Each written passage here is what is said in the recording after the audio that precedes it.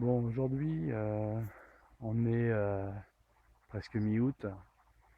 Je suis dans une petite rivière sympa à côté de chez moi, à la pêche à l'écrevisse. Et donc j'ai l'intention de vous faire voir un petit peu la simplicité de cette pêche, et surtout quand on sait que c'est invisible. Donc au niveau du matériel, les balances, bien sûr, euh, la petite fourche, donc comme ça, hein, une branche de noisetier assez longue quand même. Et donc moi j'utilise une bourriche métallique,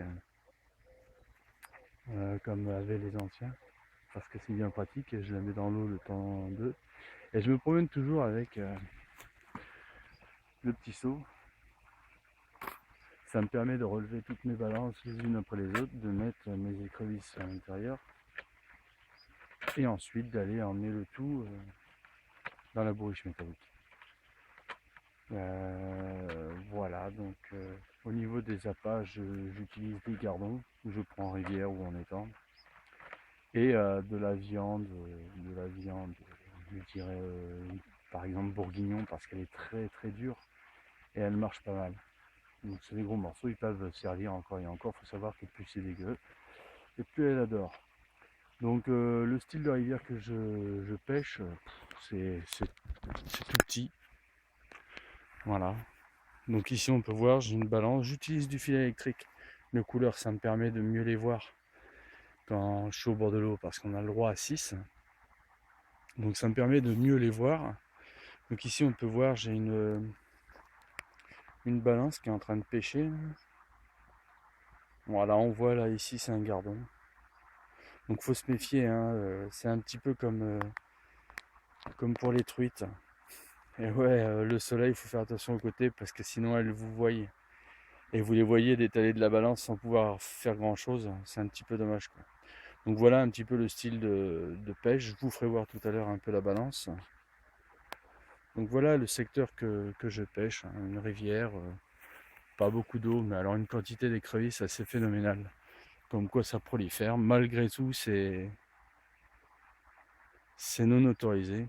Donc au loin là-bas, je ne sais pas si vous allez le voir, mais au loin j'ai ma bourriche dans l'eau. Bourriche métallique, hein, c'est ce que je dis, comme ça je suis tranquille, tout reste au frais. Puisque dans mon secteur, on a le droit de les ramener vivantes, contrairement à d'autres.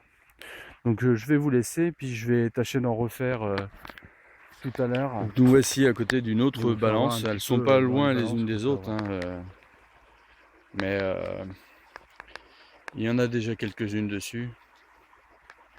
Donc je vais tâcher de la relever, puis vous faire voir quoi. Donc c'est ce que je dis. Hein, bon, on va essayer de déposer ça où on peut. Tout en discrétion bien sûr. Et on relève. Ah, il y en a une. Je sais pas si vous la voyez. Voilà, c'est un bout de viande à bourguignon. Bon, elle n'est pas très grosse celle-là. Il faut se dépêcher parce que si vous pouvez remarquer, elle va essayer de se tirer.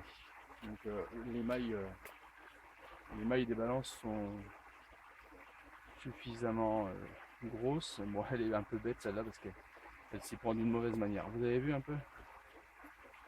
Donc voilà. Très agressive. Hein.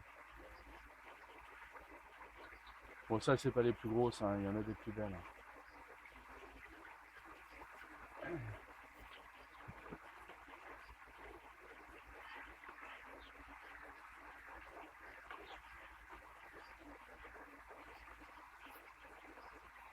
Allez, on va remettre la balance, on va essayer de la bouger un peu parce que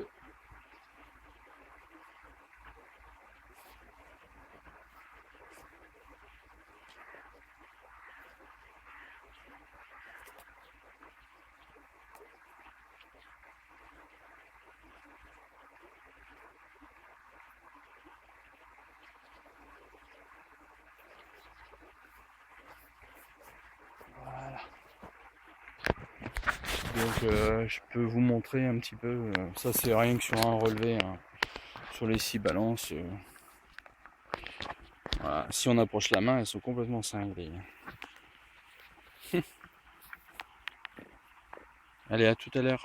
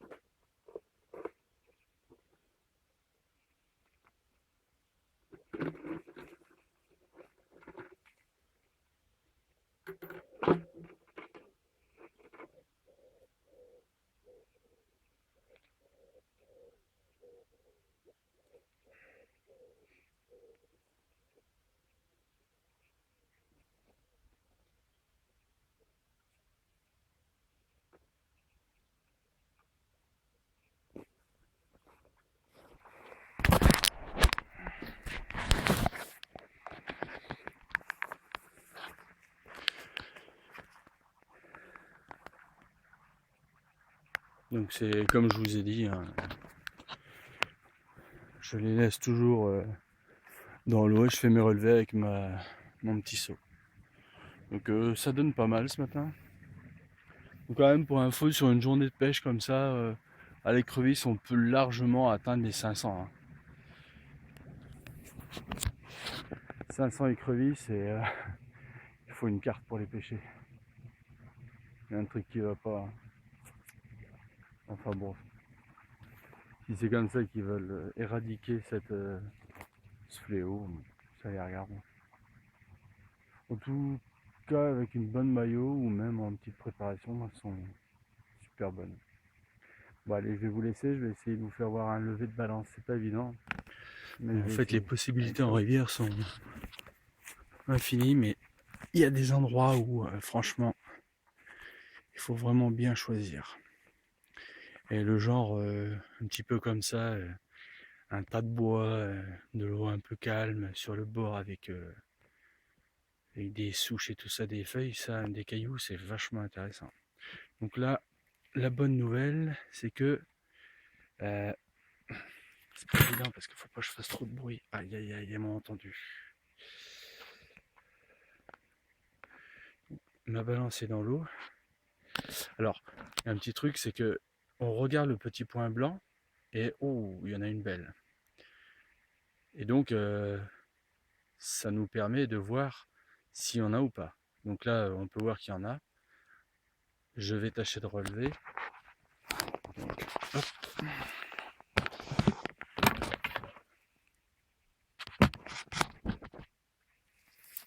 On va y aller discrètement. Ok, nous chope. Il est bien clair. On va se dépêcher. Et il y en a une belle. On était à deux doigts de la perdre celle-là.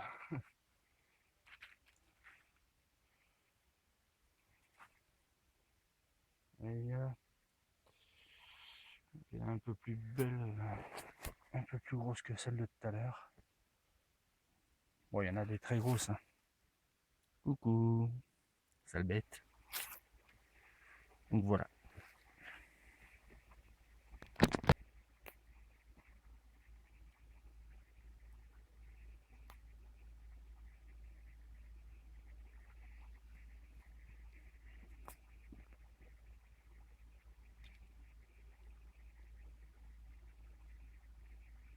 Donc, parfois, malheureusement, il n'y a plus rien. Bon, j'ai quand même fait une quinzaine ici. Là. Donc faut pas hésiter à changer de coin, surtout quand ça donne plus.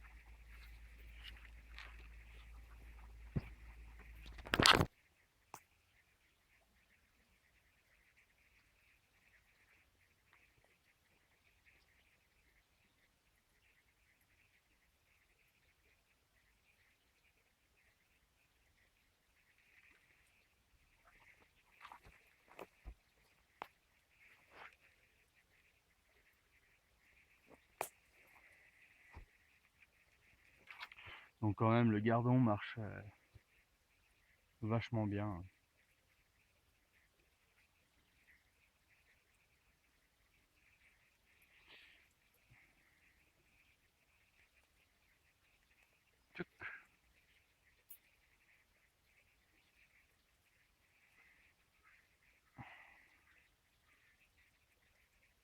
Alors quand même, ça pince relativement dur, hein, une écrevisse, hein. Faut pas croire, hein. Ça fait assez mal. Allez.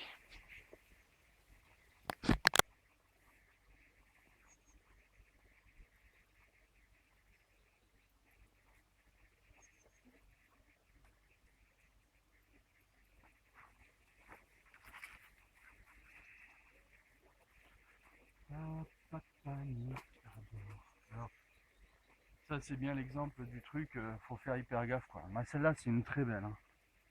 Celle-là ça reste une très belle. Je vais vous faire voir. Voilà. Donc celle-là elle a quand même des pinces assez balèzes, je vous dis pas. Si jamais elle veut me choper, elle peut très bien y arriver. Donc voilà. Faut savoir que dans les rivières il y en a des très grosses, hein.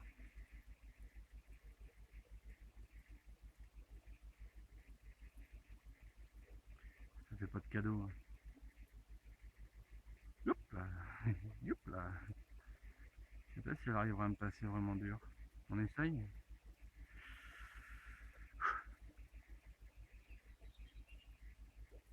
Non, je vais pas le faire, je suis pas pareil.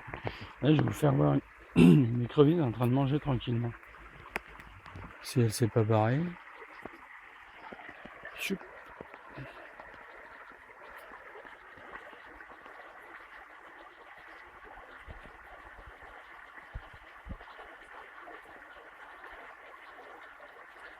Bon, j'ai quand même un problème, c'est elle est mal positionnée dans la balance. Donc c'est pas sûr que je l'ai. Mais je vais essayer quand même. Elle est en train d'essayer d'emmener le morceau là, vous voyez? Elle tire dessus. Donc je l'ai eu. Je vais essayer de la voir. On va voir ce que Elle ça a va pas eu de donner. chance. Oh, il était bonne la viande. Oh, bah oui. Hein. Et quand vous savez, là, dans les pinces, il y en a à foison. Bon, bah là, voilà. Elle essaie de me choper par tous les bouts. Donc voilà la petite pêche de ce matin. Enfin, pas très longue, puisque j'ai eu un petit contretemps. Il a fallu que je rentre. Donc, il y en a quelques-unes. Donc, je vais vous faire voir après pour la préparation. C'est un petit peu barbare, mais il n'y a pas le choix, sinon ça donne du goût.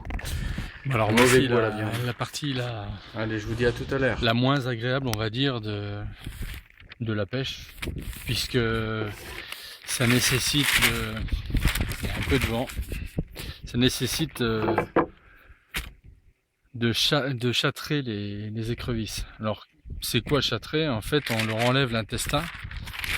On leur enlève l'intestin parce que si on l'enlève pas à la cuisson, ça peut donner du goût à la chair et c'est pas forcément c'est pas bon du tout même.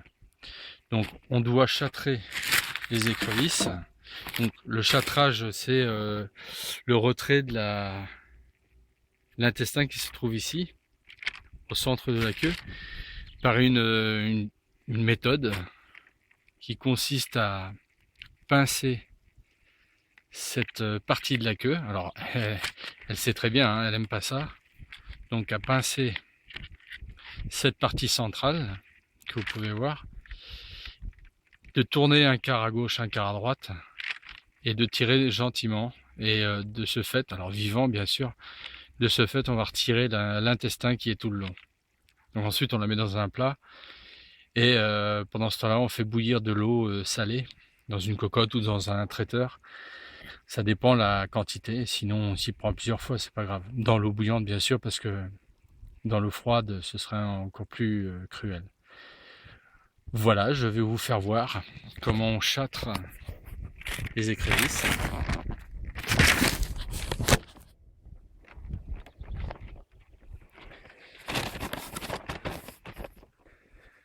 Donc, comme je le disais, alors pour tenir une écrevisse, hein, parce qu'évidemment il y a les pinces, il y a plusieurs façons de faire, hein.